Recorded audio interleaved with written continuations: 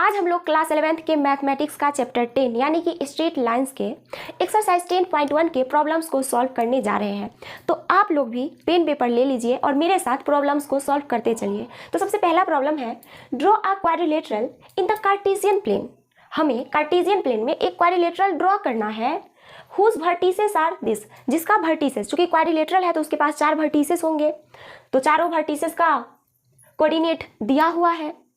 और उसके बाद हमें क्या करना है, ऑल्सो फाइंड इट्स एरिया, हमें उस क्वाड्रिलेटरल का एरिया भी निकालना है। तो सबसे पहले हम मान लेंगे कि वो क्वाड्रिलेटरल ABCD है।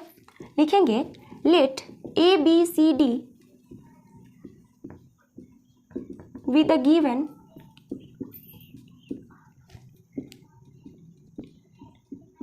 let ABCD be the given quadrilateral with A का कोऑर्डिनेट है 4, -5, B का कोऑर्डिनेट है 0, 7, C का कोऑर्डिनेट है 5, -5 एंड D का कोऑर्डिनेट है -4, -2। ठीक है, तो चलिए अब हम क्या करते हैं, हमें कोऑर्डिनेट चूंकि पता है तो इसके हेल्प से हम कार्टेशियन प्लेन पे क्वाड्रिलेटरल को ड्रॉ करते हैं। तो क्या क्या है पॉइंट, -4, 5, 0, 7, 5 और -5 और क्या है -4, -2, ये पॉइंट्स है। तो चलिए इसे ड्रॉ करते हैं।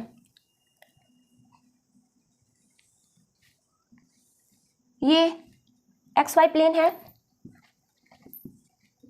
या कार्टेशियन प्लेन, ठीक है ना। हमें देखिए A का जो कोऑर्डिनेट है वो -4, 5 है, यानी कि X का वैल्यू -4 और Y का वैल्यू 5 लेना है। तो कहाँ पे होगा वो पॉइंट, जरा देखिए। X का -4 और Y कोऑर्डिनेट है 5।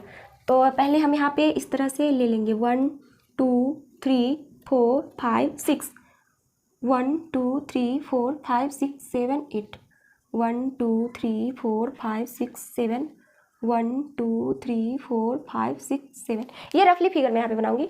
ये क्या है, -4 और 5, X कोऑर्डिनेट -4, 1 2 3 और ये -4 X का वैल्यू और Y का 5 है, तो 1 2 3 4 5, तो ये लगभग यहाँ हो जाएगा। ठीक है, ये पॉइंट A है। अब पॉइंट B को रिप्रेजेंट करना है इस पे, तो पॉइंट B का कोऑर्डिनेट 0 और 7 है, X का वैल्यू 0 यानी कि Y एक्सिस पे होता है X का वैल्यू 0 और 7 यानी कि 1 2 3 4 5 6 7, ये रहा 1 2 3 4 5 6 7, ये पॉइंट B है। आ रही बात समझ में। पॉइंट C 5, -5, X का वैल्यू 5, 1 2 3 4 5 और Y का वैल्यू क्या है -5, Y कोऑर्डिनेट -5, तो 1 2 3 4 5, तो ये लगभग यहाँ पे हो जाएगा, ये कोऑर्डिनेट आएगा C का। अब लास्ट पॉइंट कौन सा है, D का कोऑर्डिनेट क्या है -4, -2, X कोऑर्डिनेट -4, 1 2 3 4, ये X कोऑर्डिनेट -4 और Y कोऑर्डिनेट -2, 1 2, तो ये यहाँ पे हो जाएगा D। ठीक है, तो ये पॉइंट्स को हम मिला लेते हैं, A B C D, A से B को मिला लेते हैं, फिर B से C को मिलाएंगे। यहाँ पे थोड़ा आगे आ गया, 1 मिनट, B से C को मिलाना है हमें, ये हुआ B, और C से D को, ये, और A से D को। तो ये क्वाड्रिलेटरल जो हमें मिला, ये देखिए ध्यान से, ये ABCD क्वाड्रिलेटरल है जिसका कोऑर्डिनेट हमें पता है, तो इसे हम लोग ड्रॉ कर लिए। ये फर्स्ट पार्ट कंप्लीट है। अब हमें क्या करना है, ऑल्सो फाइंड इट्स एरिया, हमें इसका एरिया निकालना है क्वाड्रिलेटरल का। तो देखिए एरिया निकालने के लिए हम क्या करेंगे, इस क्वाड्रिलेटरल को 2 भाग में बांट देंगे। कैसे, A से हम C को मिला देंगे, A से C को मिला देंगे, तो क्या होगा जरा देखिए, इस तरह से A से C को मिला दिए, ठीक है ना। तो देखिए 2 ट्रायंगल मिला हमें, ये एक ट्रायंगल मिला ABC और एक ट्रायंगल मिला ADC, 2 ट्रायंगल मिला। अब हम क्या करेंगे, इस ट्रायंगल के एरिया को और इस ट्रायंगल के एरिया को जब हम ऐड कर देंगे तो हमें क्वाड्रिलेटरल का एरिया पता चल जाएगा, और हम लोग जानते हैं कि ट्रायंगल का एरिया क्या होता है ना। यहाँ पे हम लिखेंगे we know that area of a triangle whose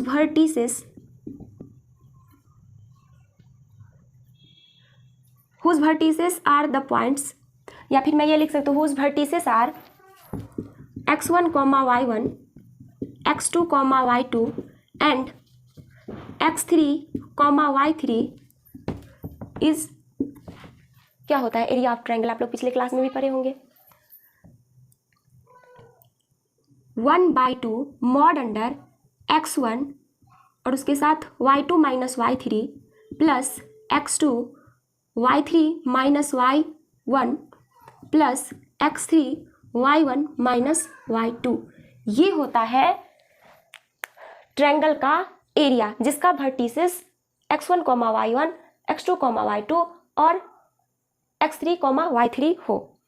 तो ऐसे ट्रायंगल का एरिया ये होता है 1/2 मॉड अंडर x1 और फिर उसके साथ मल्टीप्लिकेशन में क्या है कोष्ट के अंदर y2 minus y3 plus x2 और उसके साथ मल्टीप्लिकेशन में कोष्ट के अंदर y3 minus y1 plus x3 उसके साथ कोष्ट में है मल्टीप्लिकेशन में y1 माइनस y2। ठीक है ना। तो ये एरिया निकालने का ये फॉर्मूला होता है। इसी फॉर्मूला का यूज करके हम ट्रायंगल ABC का एरिया निकालेंगे। तो देखिए ए का कोऑर्डिनेट क्या था -4, 5, बी का कोऑर्डिनेट क्या था 0, 7, सी का कोऑर्डिनेट क्या था 5, -5। तो अब हम निकालेंगे एरिया। किस ट्रायंगल का एरिया निकालेंगे ABC का एरिया निकालेंगे। तो लिखेंगे area of triangle ABC is equal to 1/2। अब x1 तो ए को मैं x1 इसका ए का जो कोऑर्डिनेट है इसे मैं मान लेती हूँ x1 y1 और इसके कोऑर्डिनेट को x2 y2 और इसके कोऑर्डिनेट को x3 y3। ठीक है। तो देखिए x1 का वैल्यू क्या है -4 और यहाँ पे पहले x1 का वैल्यू पुट कीजिए -4 और y2 minus y3 y2 7 y3 -5 तो 7 + 5 हो जाएगा 7 + 5 प्लस x2 का वैल्यू क्या है 0। तो देखिए 0 के साथ y2 माइनस y1 का वैल्यू पुट करेंगे तो वो 0 ही होगा ना, तो उसे रहने ही देते हैं। प्लस x3 का कोऑर्डिनेट क्या है 5 और y1 माइनस y2 y1 का वैल्यू क्या है 5 और y2 का वैल्यू 7 5 - 7 और हाँ देखिए यहाँ पे मोड इसलिए लगा होता है क्योंकि किसी भी ट्रायंगल का एरिया निगेटिव नहीं हो सकता, हमेशा पॉजिटिव ही होगा, इसलिए मोड लगा देते हैं यहाँ पे। Is equal to 1/2।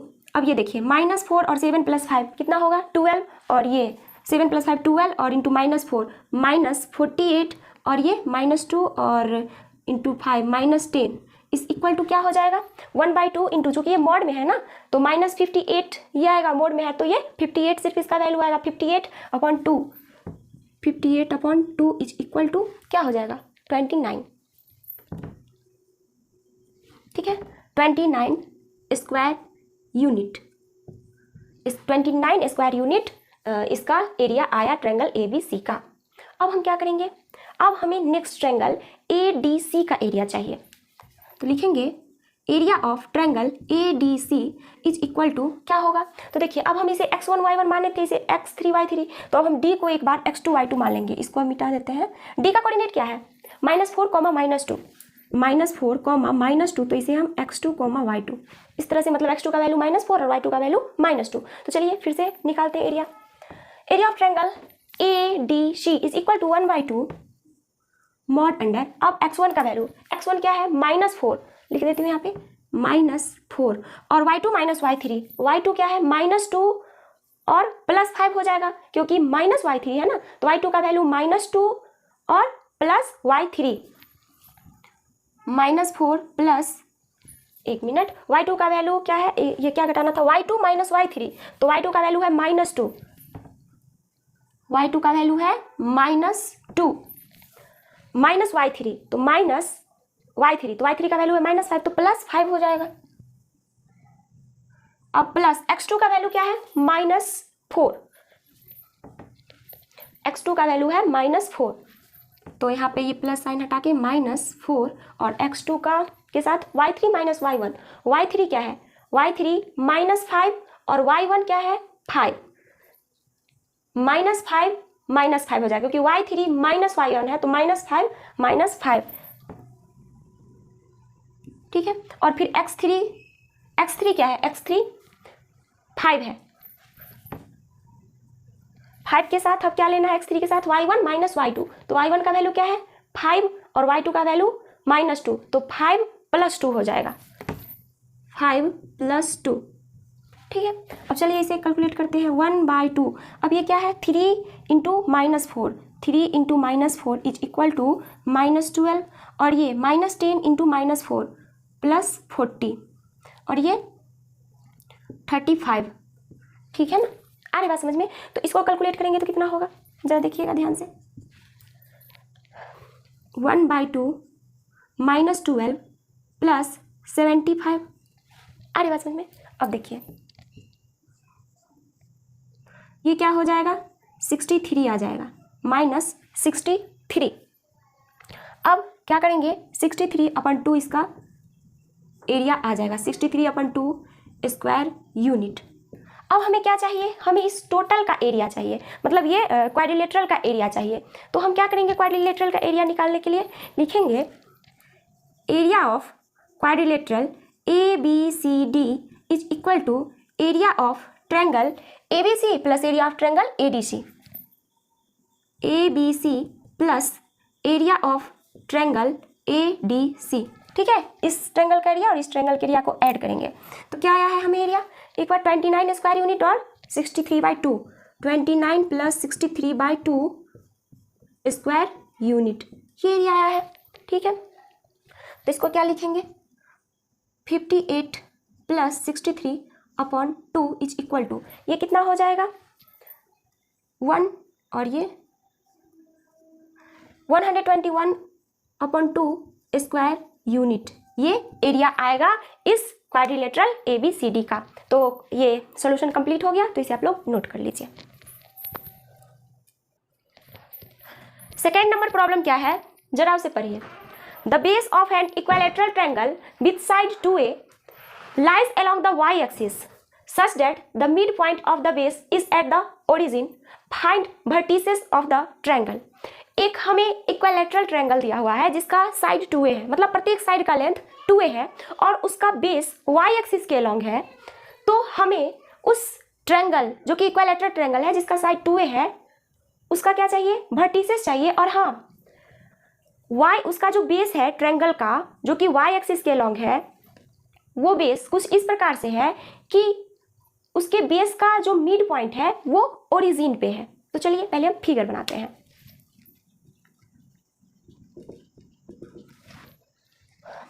तो सबसे पहले कोऑर्डिनेट प्लेन ड्रॉ कर लेंगे इस तरह से,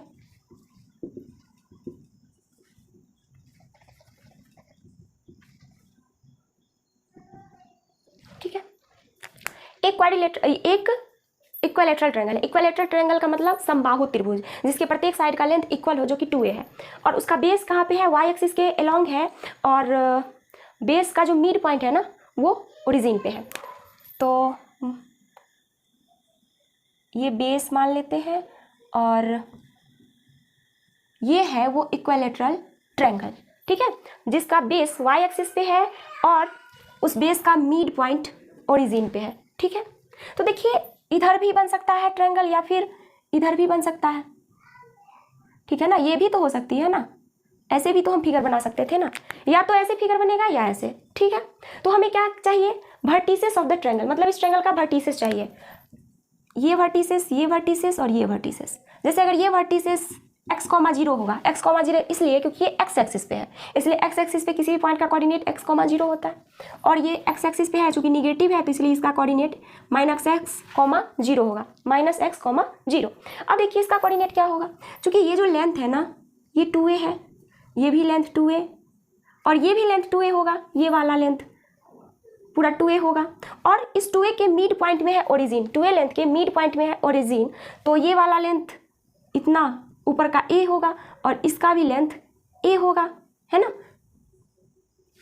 ये लेंथ A है, ये लेंथ 2A है। तो जब ये लेंथ A है तो इस पॉइंट का कोऑर्डिनेट 0, -A होगा, ठीक है, और ये भी लेंथ A है तो इस पॉइंट का कोऑर्डिनेट 0, A होगा।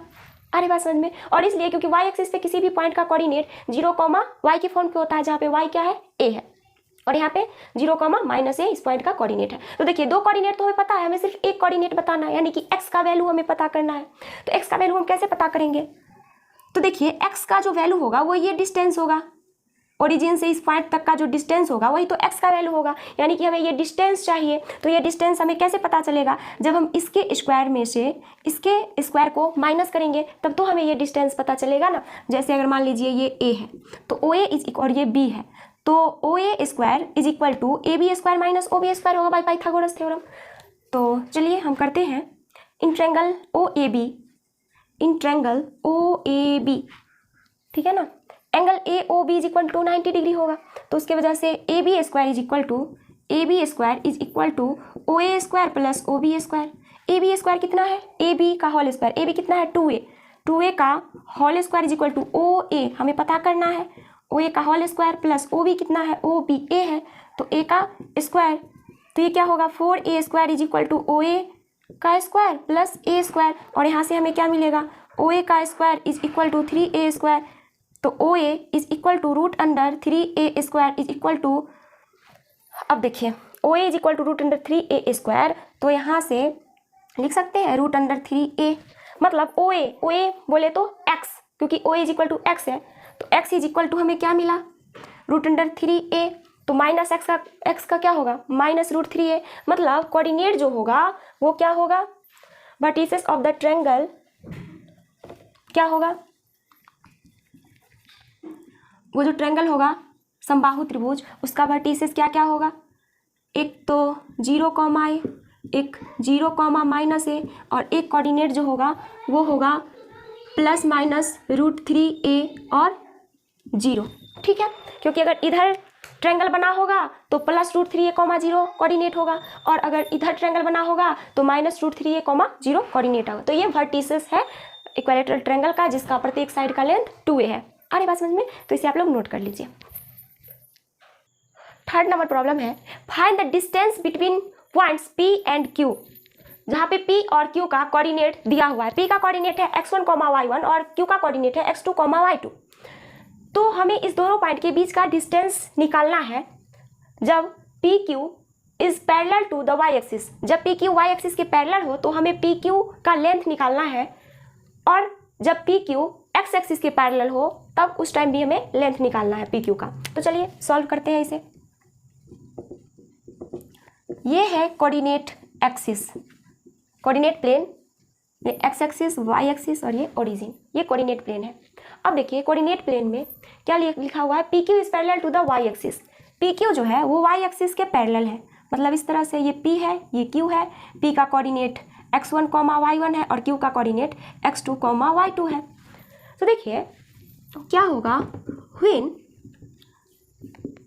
PQ is parallel to the y axis, जब PQ y एक्सिस के पैरेलल होगा तो जरा देखिए x कोऑर्डिनेट जो होगा दोनों पॉइंट का P और Q का वो इक्वल हो जाएगा कि नहीं। देखिए जैसे ये इसके पैरेलल हुआ तो जो यहाँ पे जो पॉइंट होगा जो कि x कोऑर्डिनेट है इस पॉइंट Q का, वही पॉइंट P का भी x कोऑर्डिनेट होगा, मतलब x1 और x2 इक्वल हो जाएगा। तो लिखेंगे when PQ is parallel to the y axis then x1 is equal to x2, ठीक है। तब डिस्टेंस क्या होगा PQ के बीच का, PQ is equal to distance formula से x1 माइनस x2 का whole square plus y1 minus y2 का होल स्क्वायर, ये होता है x1 माइनस x2 का whole square plus y1 minus y2 का होल स्क्वायर।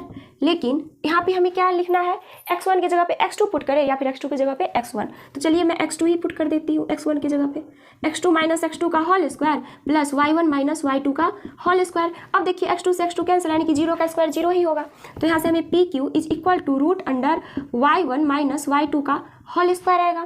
तो PQ का जो लेंथ आएगा, अब स्क्वायर से ये अंडर रूट कैंसिल हो जाएगा, तो PQ का लेंथ आएगा PQ is equal to mod under y1 minus y2, ठीक है। ये लेंथ आएगा PQ का, क्योंकि लेंथ तो निगेटिव होता ही नहीं इसलिए मॉड लगा दिया है यहाँ पे। अब देखिए जब x एक्सिस के पैरेलल होगा PQ तो क्या होगा, चलिए मैं यहाँ पे बना देती हूँ कोऑर्डिनेट प्लेन, ये x axis, y axis, origin. जब PQ x एक्सिस के पैरेलल होगा तो देखिए P का जो कोऑर्डिनेट है x1, y1 और Q का जो कोऑर्डिनेट है x2, y2, इस दोनों का पॉइंट P और Q का दोनों का जो y कोऑर्डिनेट होगा वो इक्वल हो जाएगा, क्योंकि ये जो पॉइंट होगा, ये जो लेंथ होगा, इस पॉइंट का वाई कोऑर्डिनेट को रिप्रेजेंट करेगा और यही लेंथ तो इस पॉइंट के वाई कोऑर्डिनेट को रिप्रेजेंट करेगा, मतलब y1 और y2 इक्वल हो जाएगा। तो लिखेंगे when PQ is parallel to the x axis then y1 is equal to y2 और PQ इज इक्वल टू तो ये होता है, तो इसमें हम क्या करेंगे, y1 के जगह पे y2 पुट कर देंगे। PQ is equal to root under x1 minus x2 का whole square plus y2 minus y2 का होल स्क्वायर, क्योंकि y1 is equal to y2 put कर देंगे। डिस्टेंस तो ये होता है ना, लेकिन उसमें हम क्या पुट करेंगे, y1 के जगह पे y2 पुट कर देंगे, तो ये कैंसिल हो जाएगा और यहाँ से हमें PQ is equal to mod under x1 minus x2 मिलेगा।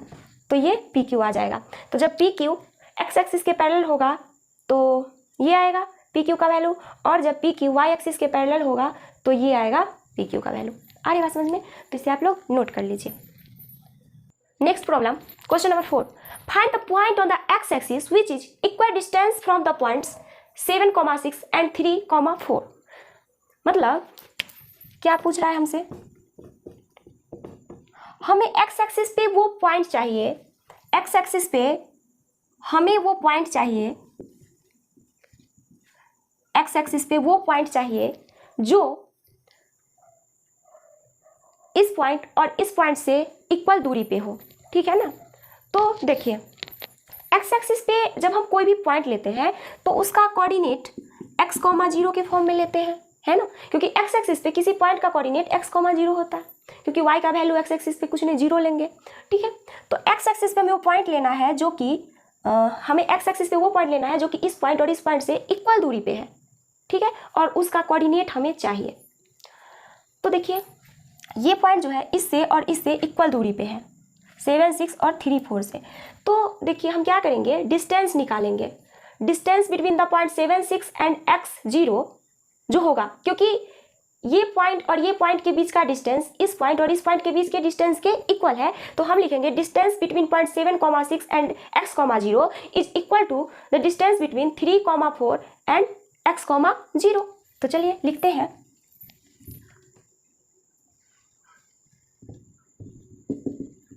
Distance between the points 7, 6 and x, 0 is equal to distance between the points x, 0 and 3, 4। Question के अकॉर्डिंग हम ये लिख सकते हैं।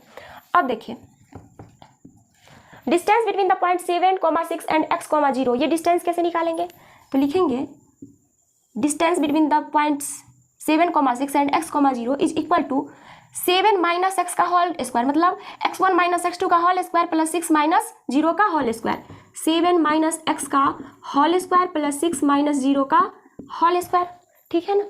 फिर distance between the point x, 0 and 3, 4 is equal to root under x minus 3 का whole square plus 0 minus 4 का whole square, ये आएगा। अब यहाँ से दोनों तरफ स्क्वायरिंग जब हम करेंगे तो क्या मिलेगा, squaring both sides we get, दोनों तरफ स्क्वायर करने पे हम प्राप्त करेंगे 7 माइनस एक्स का होल स्क्वायर प्लस 6 का square is equal to x minus 3 का होल स्क्वायर प्लस 4 का स्क्वायर। अब यहाँ से हमें क्या मिलेगा, 7 माइनस एक्स का होल स्क्वायर यानी कि a माइनस बी का whole square is equal to a square यानी कि 7 का square 49 minus 2ab 14x plus b square क्या x स्क्वायर प्लस 6 का square 36 is equal to x square minus 6x plus 9 plus 16। अब यहाँ से x square minus 14x plus, अब इस दोनों को ऐड कीजिए कितना हो जाएगा 85, ठीक है, is equal to x square minus 6x plus ये कितना हो जाएगा 25। एक्स स्क्वायर से एक्स स्क्वायर कैंसिल और अब 14x को उधर भेज देंगे और 25 को इधर ले आएंगे तो क्या आएगा 85 minus 25 is equal to 14x minus 6x, ठीक है। अब यहाँ पे देखिए 60 हो जाएगा, 5 से 5 कैंसिल होकर 0 और ये 6, 60 इज इक्वल टू ये क्या आएगा 8x, ठीक है। अब यहाँ से क्या आएगा, x इज इक्वल टू 60/8, 30 और ये 4 इज इक्वल टू 15/2।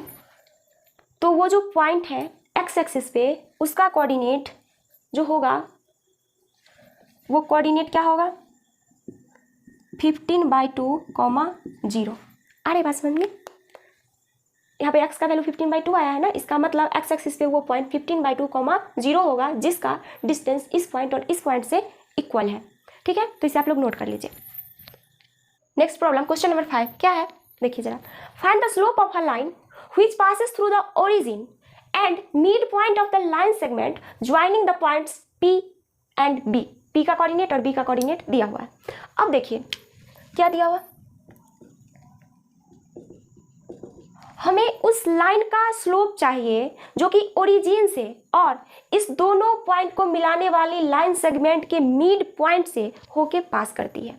ठीक है ना, तो देखिए इस दोनों पॉइंट को मिलाने वाला जो लाइन है उसका मिड पॉइंट का कोऑर्डिनेट हमें पहले निकालना होगा। तो हम लोग जानते हैं कि अगर दो पॉइंट A जिसका कोऑर्डिनेट x1, y1 हो और कोई दूसरा पॉइंट B जिसका कोऑर्डिनेट x2, y2 हो, इस दोनों पॉइंट को मिलाने वाला लाइन मतलब ये जो लाइन सेगमेंट है AB, इसके मिड पॉइंट C का कोऑर्डिनेट क्या होता है जानते हैं?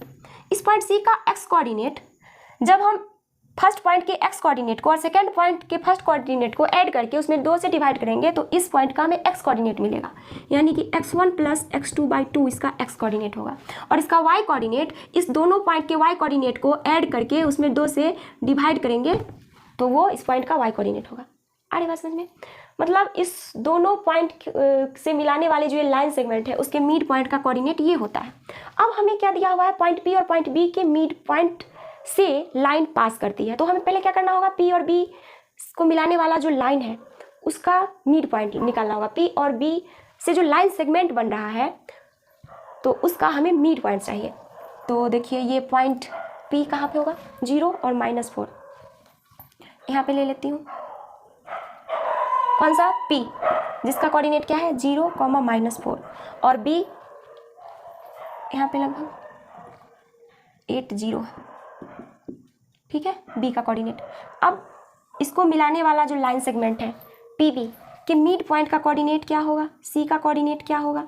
तो इस x कोऑर्डिनेट को जब हम जोड़ के उसमें 2 से डिवाइड करेंगे तो 0 + 8/2 और -4 + 0/2, तो ये क्या आएगा, C का कोऑर्डिनेट जो होगा 4, -2 आएगा। ठीक है, आ रही बात समझ में? अब हमें क्या करना है, स्लोप निकालना है उस लाइन का जो कि ओरिजिन से और इस पॉइंट C से होके पास करती है। तो क्या लिखेंगे, स्लोप लिखेंगे, now slope of line passing through the points, origin से पास करती है तो ओरिजिन का कोऑर्डिनेट क्या होता है, 0, 0 and this point 4, -2 is given by, या फिर इज स्लोप ऑफ क्या होगा, slope of line passing through the point origin and this point 4, -2 is slope M is equal to क्या होगा, स्लोप में मैं आपको बताई थी y2 - y1 upon x2 - x1, तो y2 का वैल्यू क्या है, y2 है -2, -0, y1 का वैल्यू 0 और अपन x2 4 -x1। ठीक है, तो यहाँ से हमें -1/2 मिलेगा, मतलब उस लाइन का स्लोप -1/2 है जो कि ओरिजिन से और इस दोनों पॉइंट को मिलाने वाला जो लाइन सेगमेंट है उसके मिड पॉइंट से होके गुजरती है उसका। आ रही बात समझ में? तो इसे आप लोग नोट कर लीजिए। Next problem, question number 6। Without using the Pythagoras theorem so that the points 4, -4, 3, 5 and -1, -1 are the vertices of a right angle triangle। Pythagoras theorem का यूज किए बिना हमें बताना है कि ये सारे पॉइंट्स जो दिए हुए हैं, 3 पॉइंट्स जो दिए हुए हैं वो राइट एंगल ट्रायंगल के वर्टिसेस है। तो देखिए लिखेंगे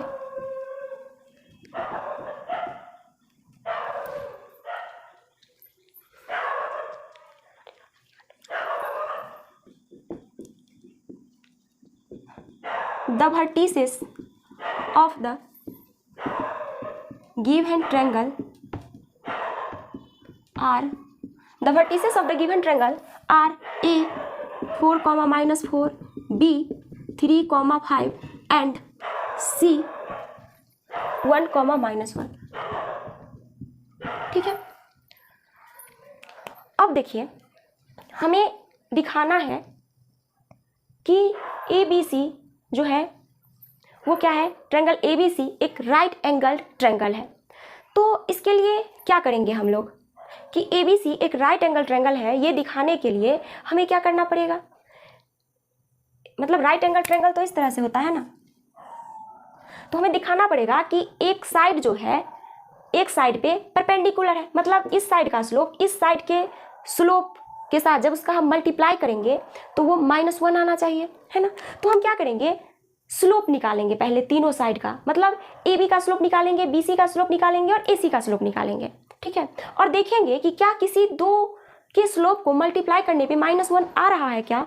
अगर -1 आएगा इसका मतलब है कि ट्रायंगल ABC एक राइट एंगल ट्रायंगल होगा।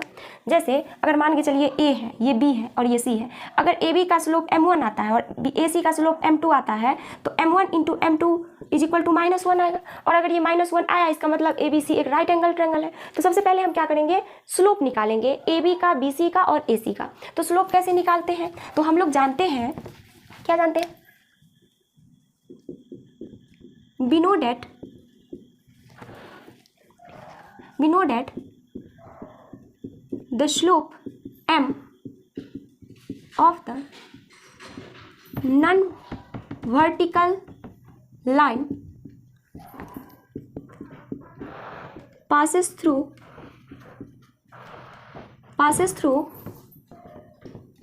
the points x1, y1 and x2, y2 is given by m is equal to y2 minus y1 upon x2 minus x1 where x1 is not equal to x2।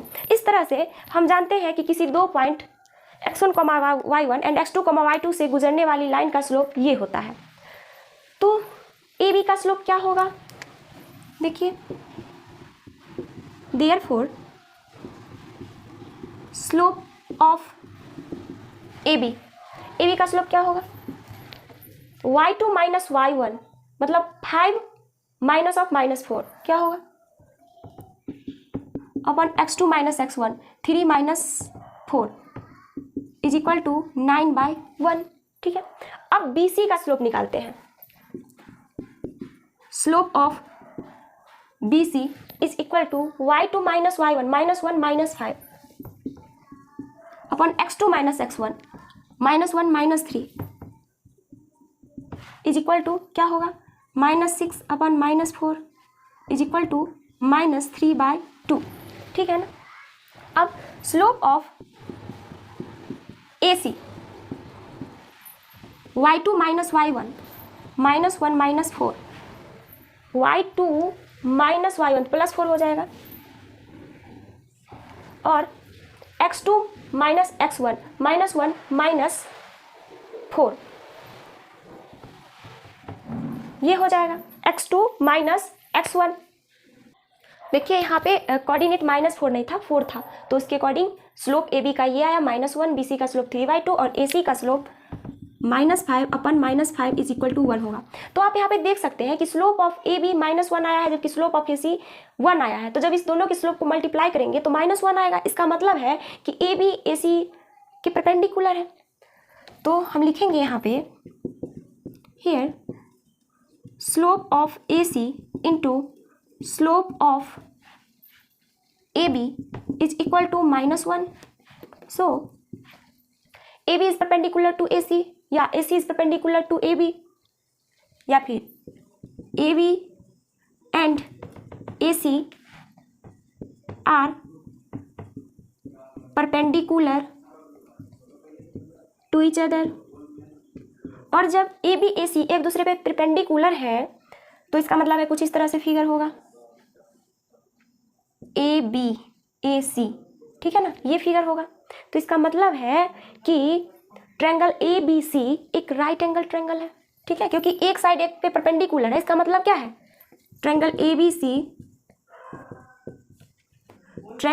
ABC is a right angled triangle with vertices are 4, -4, 3, 5 and -1, -1। तो इसे आप लोग note कर लीजिए। Next problem, find the slope of the line which makes an angle of 30 degree with the positive direction of y axis measured anti clockwise. मतलब हमें उस line का स्लोप चाहिए जो कि y एक्सिस के साथ एंटी क्लॉकवाइज डायरेक्शन में 30 डिग्री का एंगल बनाते हो पॉजिटिव y एक्सिस के साथ। तो चलिए पहले फिगर बना लें। ये है कोऑर्डिनेट प्लेन, हमें उस लाइन का स्लोप चाहिए जो कि पॉजिटिव y एक्सिस के साथ एंटी क्लॉकवाइज डायरेक्शन में 30 डिग्री का एंगल बनाती है। तो वो लाइन ये होगा। अब ये जो एंगल है एंटी क्लॉकवाइज डायरेक्शन में, इसका मेजरमेंट ये 30 डिग्री है। हमें इस लाइन का स्लोप चाहिए। तो स्लोप का मतलब क्या होता है कि ये line positive real axis, positive x axis के साथ जो एंगल बना रही है उसका टेंजेंट, मतलब हमें ये थीटा ये चाहिए, उसका स्लोप यानी कि tan थीटा का वैल्यू चाहिए। तो देखिए ये 30 डिग्री है तो ये भी 30 डिग्री होगा, है ना, ये भी 30 डिग्री होगा, और ये कितना 90 डिग्री। तो ये कितना हो जाएगा, ये 90 और ये 30, 120 डिग्री, और टोटल इंटीरियर एंगल का सम 180 डिग्री होता है। तो 30 और ये 90, 120, 180 माइनस 120 ये हो जाएगा 60 डिग्री। तो ये 60 डिग्री होगा तो ये क्या हो जाएगा 120 डिग्री, ठीक है ना। तो थीटा इज इक्वल टू आएगा 120 डिग्री। हमें क्या चाहिए, tan थीटा चाहिए, यानी कि स्लोप चाहिए। tan theta is equal to m या फिर m is equal to tan theta, और tan थीटा का वैल्यू कितना आया है tan 120 डिग्री। इसको क्या लिख सकते हैं, tan 90 डिग्री प्लस 30 डिग्री, और tan 90 degree plus theta second quadrant में माइनस cot 30 डिग्री, और cot 30 डिग्री का वैल्यू √3 होता है। तो -√3 ये इस लाइन का स्लोप होगा, -√3। आई बात समझ में। तो इसे आप लोग नोट कर लीजिए। क्वेश्चन नंबर 8 क्या दिया है, find the value of x for which the points x, -1, 2, 1 and 4, 5 are collinear. ठीक है ना। तो देखिए मैं क्या करती हूँ, एक लाइन ले लेती हूँ इस तरह से, A B C। A का कोऑर्डिनेट है x, -1, B का कोऑर्डिनेट है 2, 1 और C का कोऑर्डिनेट है 4, 5। ठीक है, हमें x का वैल्यू चाहिए जबकि A B C कोलिनियर है। तो देखिए जब पॉइंट्स कोलिनियर होते हैं यानी कि एक लाइन पे होते हैं, तीनों पॉइंट्स संरेखी होते हैं, एक रेखा पे होते हैं, तो AB का स्लोप और BC का स्लोप इक्वल होता है। ठीक है ना, क्योंकि एक ही लाइन पे होंगे तो जो स्लोप BC का होगा वही स्लोप AB का होगा। तो लिखेंगे यहाँ पे सिंस, या फिर ये लिखेंगे A B C are collinear, so slope of AB is equal to slope of BC। और AB का स्लोप क्या होगा, y2 minus y1 upon x2 minus x1। तो y2 का वैल्यू 1 माइनस y1 का वैल्यू -1 अपॉन x2 का value 2 minus x is equal to 5 -1 upon 4 -2। ठीक है, अरे बात समझ में। अब देखिए यहाँ से हमें क्या मिलेगा, 2/2 minus x is equal to 4/2 is equal to 2/2 minus x is equal to 2, 2 से 2 cancel, 1 is equal to 2 minus x, x is equal to 2 minus 1 is equal to 1, यानी कि x जो होगा वो 1 होगा। ठीक है, तो इसे आप लोग नोट कर लीजिए।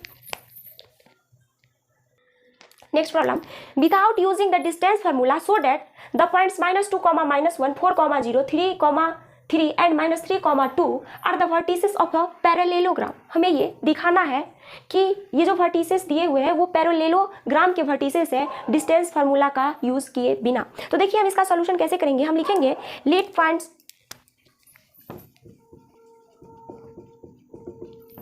-2, -1, 4, 0, 3, 3 and -3, comma 2 be respectively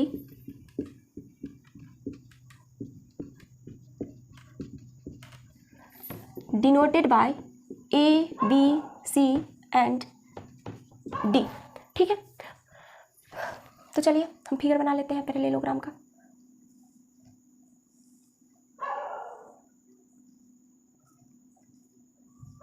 इस तरह से A, B, C, D। ठीक है, अब ये अभी क्या है, सिर्फ एक इक्विलैटरल है, ये एक इक्विलैटरल है, हमें दिखाना है कि ये एक पैरेललोग्राम है।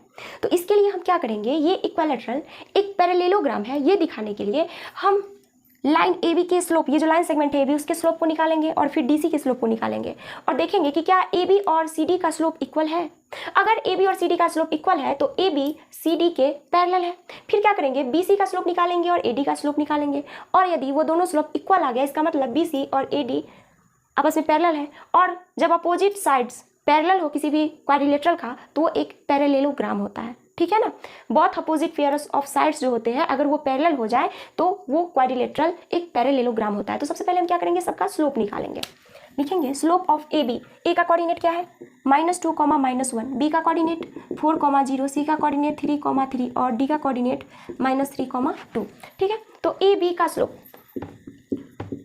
Slope of A B is equal to 0 + 1 हो जाएगा, क्योंकि y2 - y1, 0 + 1 अपॉन 4 + 2 हो जाएगा, इज इक्वल टू 1/6। अब क्या करेंगे, slope of C D, C D का स्लोप क्या होगा, 3 - 2 अपॉन 3 + 3 इज इक्वल टू 1/6। और यहाँ पे आप देख सकते हैं कि ए बी का स्लोप और सी डी का स्लोप इक्वल है। Slope of A B is equal to slope of C D, इसका मतलब है कि ए बी और सी डी आपस में पैरेलल है। लिखेंगे slope of A B is equal to slope of C D, इसलिए A B is parallel to C D. ठीक है, ए बी और सी डी एक दूसरे के पैरेलल है। अब बी सी का स्लोप निकालेंगे, slope of B C is equal to, B C का स्लोप क्या होगा, 3 - 0 upon 3 - 4, 3 upon -1 is equal to -3। अब किसका स्लोप निकालेंगे, ए डी का, slope of A D is equal to 2 + 1 upon -3 + 2 is equal to 3 upon -1 is equal to -3। तो यहाँ पे आप देख सकते हैं कि slope of B C is equal to slope of A D है, इसीलिए A D is parallel to B C. अब देखिए इस क्वाड्रिलेटरल के जो ये साइड्स है ए डी और बी सी आपस में पैरेलल है, ये इसके पैरेलल है। ठीक है ना, बी सी और ए डी पैरेलल है और साथ ही ए बी और डी सी भी पैरेलल है। तो इसका मतलब है कि ए बी सी डी एक पैरेललोग्राम है। Thus A B C D is a, इसको इक्वेशन फर्स्ट मान लें और इसको इक्वेशन सेकेंड मान लें, तो लिखेंगे from equation first and second, from equation first and second A B C D is a parallelogram. ठीक है, आगे समझ में, इसे आप लोग नोट कर लीजिए। नेक्स्ट प्रॉब्लम 10 नंबर है। देखिए, find the angle between the x axis and the line joining the points 3, -1 and 4, -2। तो हमें एक्स एक्सिस और इस लाइन के बीच का एंगल निकालना है जो कि इस दोनों पॉइंट को मिलाने से बनती है। तो देखिए, हम पहले इस लाइन का क्या निकालेंगे, स्लोप निकालेंगे। ठीक है ना, क्योंकि इस लाइन का स्लोप निकालेंगे तो हमें पता चल जाएगा कि उस लाइन का इंक्लिनेशन कितना है एक्स एक्सिस के साथ, और वही तो हमें निकालना है इंक्लिनेशन। तो लिखेंगे slope of the line, slope of the line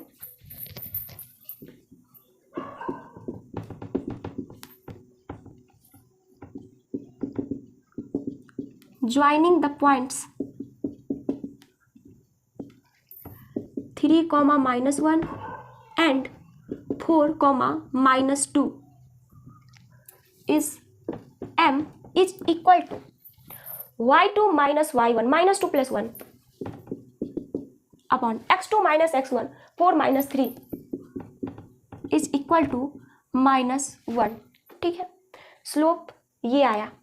ठीक है, angle between the x axis and the line joining the points this is equal to theta. ठीक है ना, तो tan थीटा क्या हो, तो यहां से देखिए हम लिखेंगे angle between the x axis and the line joining the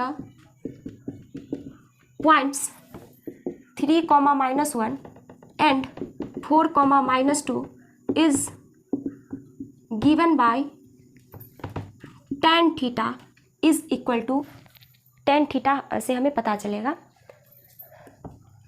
is equal to क्या है, tan थीटा यानी कि m का वैल्यू क्या है -1। ठीक है, तो ऐसे हमें थीटा पता चलेगा, एंगल हमें चाहिए ना थीटा, तो यहाँ पे हम लिख सकते हैं tan theta is equal to tan -45 degree. अब यहाँ से tan theta is equal to -tan 45 degree, और -tan 45 डिग्री को हम क्या लिख सकते हैं, tan theta is equal to tan 180 degree minus 45 degree, क्योंकि tan 180 degree minus theta is equal to -tan theta होता है सेकेंड क्वाड्रेंट। तो ये क्या हो जाएगा tan 135 डिग्री, तो यहाँ से हमें theta is equal to 135 degree मिलेगा। मतलब angle between the x axis and the line joining the points 3, -1 and 4, -2 is 135 degree. आई बात समझ में, तो इसे आप लोग नोट कर लीजिए। क्वेश्चन नंबर 11, इसे आप लोग बहुत ध्यान से समझिएगा।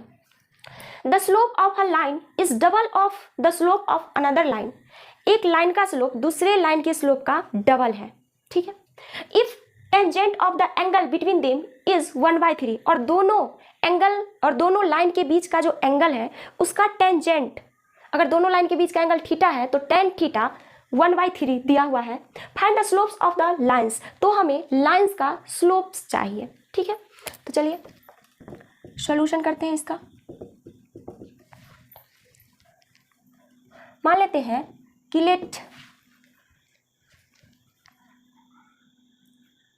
हैं कि m1 जो है वो फर्स्ट लाइन का स्लोप है, तो यहाँ पर हम लिख लेंगे कि let slopes are m1 is equal to m and m2 is equal to 2m। Let slopes are m1 is equal to m and m2 is equal to 2m, जहाँ पर m1 फर्स्ट लाइन का slope है और m2 second line का slope है। ठीक है, अब ये मान लिए हैं हम। अब जरा देखिए, हम लोग जानते हैं कि दो लाइंस के बीच का एंगल जो थीटा होता है वो क्या होता है। We know that the acute angle theta between the two lines is given by, we know that acute angle theta between the two non-vertical lines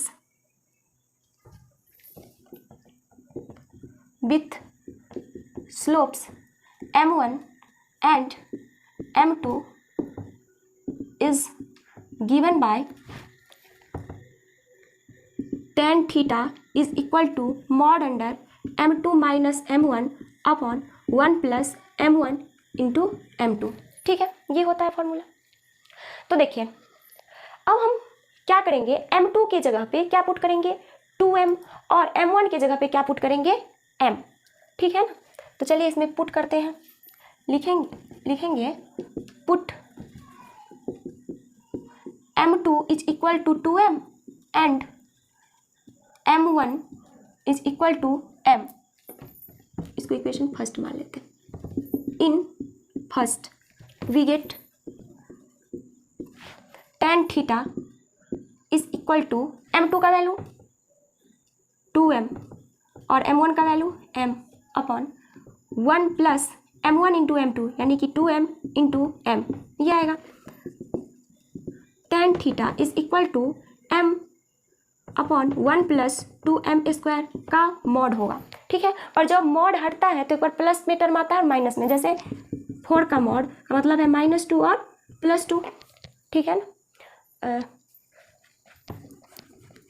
ये 4 का मॉड का मतलब है -4 और +4, क्योंकि इसमें +4 डाले या -4 डाले तो 4 ही देता है, मतलब इसमें पुट हम क्या करते हैं -4 और +4। तो देखिए मॉड जब हटाएंगे तो यहाँ पे भी +m अपॉन 1 + 2m² आएगा एक बार, और एक बार -m अपॉन 1 + 2m² आएगा, ठीक है ना। एक बार प्लस में आएगा और एक बार माइनस में। तो हम यहाँ पे लिखेंगे tan theta is equal to m upon 1 + 2m² आएगा एक बार, और tan theta is equal to m upon -m upon 1 + 2m²। और हमें क्या गिवन है कि tan theta is equal to 1/3 given है ये हमें। तो पुट कीजिए वहाँ पे 1/3 is equal to m upon 1 + 2m²। तो यहाँ से सॉल्व कीजिए, क्या आएगा 1 + 2m² is equal to 3m। तो यहाँ से 2m² + 3m + 1 is equal to 0 आएगा। तो 2m + 2m 2m² + 2m + m + 1 is equal to 0। तो 2m और ये m + 1 + m + 1 is equal to 0, है ना। तो यहाँ से m का वैल्यू आएगा m is equal to 2m + 1 is equal to 0, तो m इज इक्वल टू -1/2 एक बार आएगा और एक बार m का वैल्यू -1 आएगा। और यहाँ से tan theta is equal to 1/3 is equal to -m upon 1 + 2m²।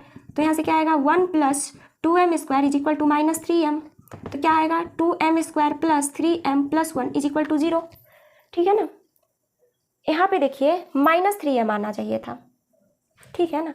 यहाँ से तो चलिए 1 + 2m² is equal to 3m, तो ये +3m, यहाँ पे -3m होना चाहिए था। तो चलिए इसका जो सोल्यूशन है मैं यहाँ पे लिख देती हूँ। यहाँ से m इज इक्वल टू आएगा 1/2 और -1, और यहाँ से m इज इक्वल टू क्या आएगा, यहाँ पे -3 हो जाएगा ना। तो ये माइनस और ये माइनस, तो ये m -1 हो जाएगा, और -1 कॉमन ले लेंगे तो ये भी m -1 आ जाएगा, और यहाँ से m is equal to 1 and 1/2 ये आएगा। तो देखिए हमें ये सारे वैल्यू मिले हैं m के। तो m क्या था, फर्स्ट लाइन का स्लोप था, तो लिखेंगे यहाँ पे 4 केस होगा। देखिए m1 is equal to m is equal to क्या सब आया है 1/2 1 और -1/2 और -1 आया है। m का वैल्यू क्या क्या आया है 1/2 1/2 आया है, 1 आया है, और -1/2 आया है, और -1 आया है। तो m2 इज इक्वल टू क्या होता है 2m। तो 2m का वैल्यू क्या होगा, इसका दोगुना, तो दोगुना, क्योंकि m2 हम लोग क्या माने हैं 2m, तो इसका दोगुना, तो इसका दोगुना क्या होगा 1 2 और -1 और -2। मतलब आप स्लोप 1/2 1 ले, 1 और 2 ले, -1/2 और -1 ले, या -1/-2 ले। तो लिखेंगे स्लोप्स आर 1/2 एंड 1 और 1 एंड 2 और -1/2 और -1 और -1 और -2, ठीक है। तो ये सारी संभावनाएं हैं स्लोप्स होने की, मतलब इसमें से कोई भी स्लोप हो सकता है, ठीक है। तो इसे आप लोग नोट कर लीजिए। अब हम लोग नेक्स्ट प्रॉब्लम की ओर चलते हैं। नेक्स्ट प्रॉब्लम है 12 नंबर, बहुत ही आसान है। क्या दिया हुआ है जरा देखिए। A line passes through x1, y1 and h, k. If slope of the line is m, so that k minus y1 is equal to m into h minus x1. तो देखिए दो पॉइंट x1, y1 और h, k से गुजरने वाली line का slope क्या होता है m is equal to y2 minus y1 k minus y1 upon x2 minus x1 h minus x1, ठीक है ना। यही होगा। इसको क्या लिखेंगे h minus x1 into m is equal to k minus y1। तो यहाँ से हमें क्या आएगा k minus y1 is equal to m into h minus x1। हो गया प्रूफ, यही हमें प्रूफ करना था, दिखाना था। नेक्स्ट प्रॉब्लम है if 3 points h, 0, a, b and 0, k lie on a line so that a/h plus b/k is equal to 1। मतलब 3 पॉइंट्स है जिसका कोऑर्डिनेट है h, 0, a, b और एक पॉइंट का कोऑर्डिनेट है 0, k, a, b और c है।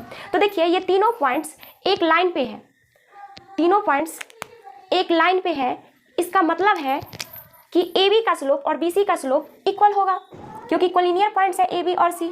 तो लिखेंगे slope of A B is equal to slope of B C, ठीक है ना। तो ए बी का स्लोप क्या होगा, b minus 0 upon a minus h. Slope of A B is equal to b minus 0 upon a minus h is equal to slope of B C का slope क्या होगा, k minus b upon 0 minus a, k minus b upon 0 minus a। तो यहाँ से हमें क्या मिलेगा, a b minus a B is equal to k minus b into a minus H. अब इसे मल्टीप्लीकेशन करेंगे तो क्या होगा, के A minus B A minus K H plus B H, ठीक है। अब देखिए ये ए बी है माइनस में और ये भी माइनस में बी है, तो ये कैंसिल हो जाएगा, बचेगा क्या, क्या बचेगा, 0 is equal to K A minus K H plus B H. तो अब देखिए हमें प्रूफ क्या करना है, A by H plus B by K. तो हम क्या करेंगे, के एच से डिवाइड करेंगे इस टर्म में, के एच से। तो सबसे पहले हम क्या करते हैं, के एच को इधर ले आते हैं, is equal to K A plus B H dividing by K H upon के H is equal to K A plus B H upon के एच। तो यहाँ से हमें क्या आ जाएगा, 1 इज इक्वल टू के से के कैंसिल, एक बार के ए अपॉन के H plus B H upon के एच से एच कैंसिल, के से के कैंसिल, और यहाँ से हमें मिलेगा 1 is equal to a by H plus B by k, ठीक है ना। तो यही तो हमें प्रूफ करना था ना, A by H plus B by K is equal to 1, यही हमें दिखाना था। तो इसे आप लोग नोट कर लीजिए। अब हम लोग इस एक्सरसाइज के लास्ट प्रॉब्लम की ओर चलते हैं। लास्ट प्रॉब्लम है, ये देखिए, consider the flowing population and year graph, figure 10.10, ये आपके एनसीईआरटी बुक में दिया हुआ है ये figure. Find the slope of the line A B, हमें लाइन ए बी का स्लोप निकालना है, and using it find what will be the population in the year 2010, और इसके यूज से हमें 2010 में कितना पॉपुलेशन होगा वो बताना है। तो देखिए 2010 में लगभग पॉइंट यहाँ पे आ जाएगा, ठीक है ना। उस पॉइंट का कोऑर्डिनेट हम सी मान लेते हैं, और 2010 और ये जो उस टाइम का पॉपुलेशन है उसे y मान लेते हैं। तो देखिए let c 2010 comma y, c का कोऑर्डिनेट ये है 2010 comma y, where y is the population in year 2010। अब यहाँ पे आप देख सकते हैं कि a b और c क्या है, कोलिनियर है। Here A, B and C are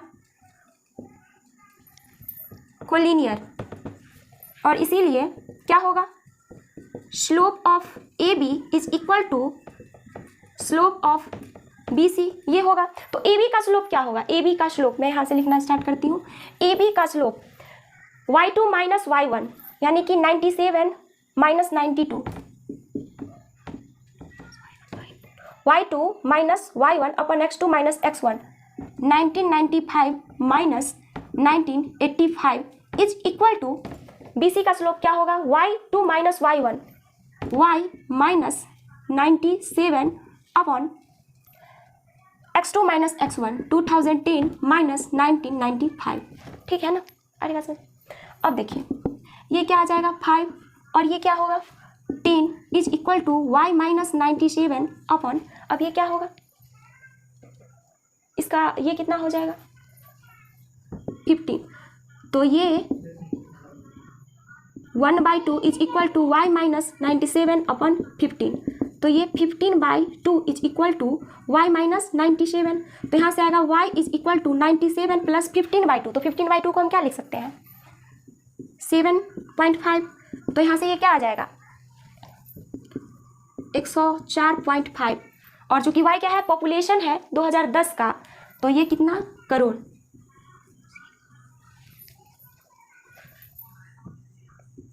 तो 2010 में जो पॉपुलेशन होगा वो 104.5 करोड़ होगा, ठीक है। तो ये एक्सरसाइज आपका खत्म हो गया। अब हम लोग नेक्स्ट वीडियो में अगले टॉपिक की शुरुआत करेंगे, ठीक है। तो आज के इतना ही, थैंक यू।